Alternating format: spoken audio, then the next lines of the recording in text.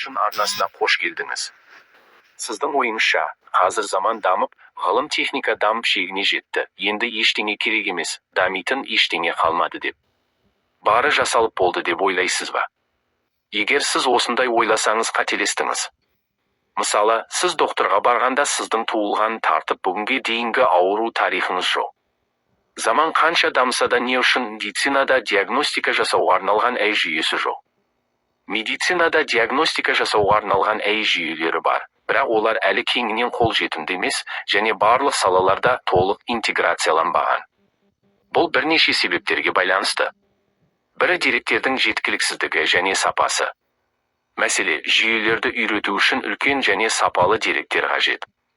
Бірақ медициналық деректерге қол жеткізу қиын. Деректер жиі әртүрлі форматта немесе толық емес. Кейбір аурулардың сирек кездесетін түрлері туралы деректері аз. Мысал, ауруханалар арасында деректерді ортақ пайдалану сирек кездеседі, ал бұл жүйелердің тиімділігін төмендетті. Екі, деректердің құпиялылығы мен қауіпсіздігі. Мәселе, медициналық ақпаратты сақтау және пайдалану қатаң заңдармен реттеледі. Мысалы, GDPR, HIPAA. Бұл деректерді жинау, сақтау және өңдеуге шектеулер қояды. Әй жүйелері деректердің қауіпсіздігін қамтамасыз ету үшін қосымша ресурстар қажет етеді. 3. Сенімнің жетіспеушілігі.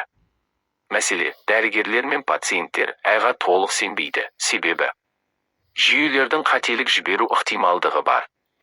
Адамның өмірі тәуекелде болғанда дәрігерлер әй шешімдеріне күмәнмен қарайды. Мысал, қатерлі ісікті анықтай алмаса, бұл адам өміріне қауіп төндіреді. 4. Құқықтық және этикалық мәселелер.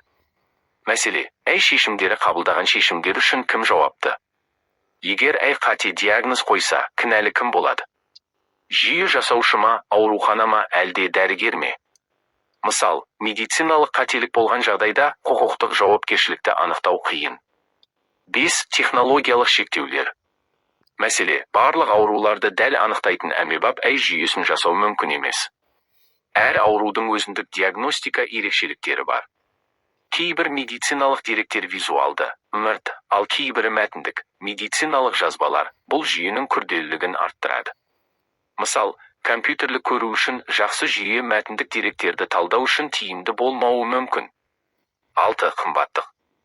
Мәселе, жүйелерін дамыту, енгізу және қолдау қымбат. Көптеген ауруханалар мұндай технологияларды сатып ала алмайды. Мысал, сапалы шешімдерін енгізу үшін жоғары деңгейлі серверлер мен арнайы бағдарламалық жасақтама қажет. 7. Реттеу және сертификация. Мәселе, медициналық құралдар мен жүйелер қатаң сертификаттау мен тексерулерден өтуі керек. Бұл ұзақ және күрделі процесс. Мысал, FDA немесе EMA рұқсатын алу үшін жылдар қажет болуы мүмкін. Шешімдер. 1. Медициналық деректерді біріктіру. Ауруханалар мен зерттеу орталықтары деректермен бөлісетін орталықтандырылған платформалар құру. 2. Түсіндіруге болатын жүйенің қалай жұмыс істейтінін және қандай шешім қабылдағанын түсіндіріп беру мүмкіндігі дәрігерлер мен пациенттердің сенімін арттырады. 3. Гибридті жүйелер, дәрігерлерді толық алмастырмай, оларды қолдау үшін жұмыс істейтін құралдарын жасау. 4. Құқықтық құрылымдарды дамыту, жүйелеріне қатысты заңдар мен ережелерді жеңілдеттіру және нақтыландыру. Барын айта барын айт. Кедергілер көп, сүйікті оқырман.